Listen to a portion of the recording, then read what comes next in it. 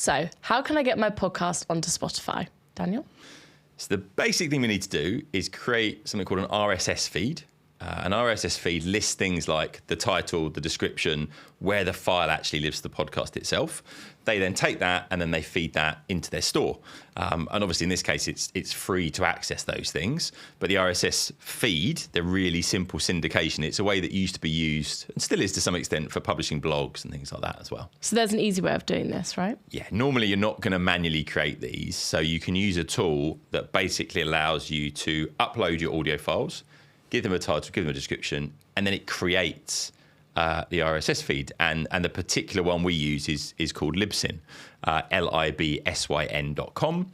That allows me to upload those files, publishes that RSS, and I can then say the different place I want to publish to. So I might say I do want Spotify, I don't want Google or whatever it might be. So what about Apple or Google Podcasts? Yeah, so it's basically the same thing. So you go through and say, okay, I go into Libsyn, I set up where I'm publishing to, so you've got publishing settings, and I go through and say, right, I want Spotify, Apple Podcasts, Google Podcasts, and various other places as well, and it will just push it out to those places automatically. Quite important. There's a lot of places where you can set up a free account and they give you access to similar things.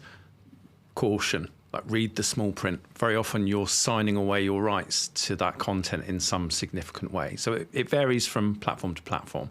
But that's one of the reasons why we've always loved using Libsyn, because actually, we do pay a fee, and that's what covers the cost. Like, they're not making. It's fairly minimal actually as well. It is. It's not very expensive at all. And they, for years, they've been championing independent content creators.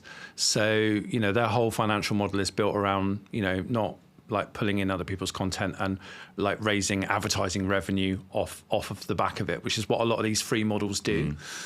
So yeah, be really mindful of that when you think you're getting a good deal. Like, if it's free, why is it free? And actually, you don't need to spend a lot at all. So is there anything else that these tools do? Yeah, so fundamentally they allow you to upload and manage and host your audio files, so that's great. They publish for you, but then really importantly, they give you stats.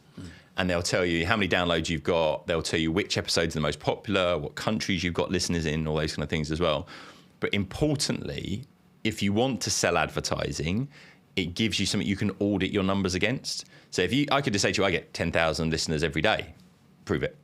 Whereas if I've got a tool like Libsyn, it's got stats that are IAB, Internet Advertising Bureau, kind of standardized. So I've got some standardized data that I can show to people. This is actually how many downloads I get. Big shout out as well for The Feed podcast. Just brilliant.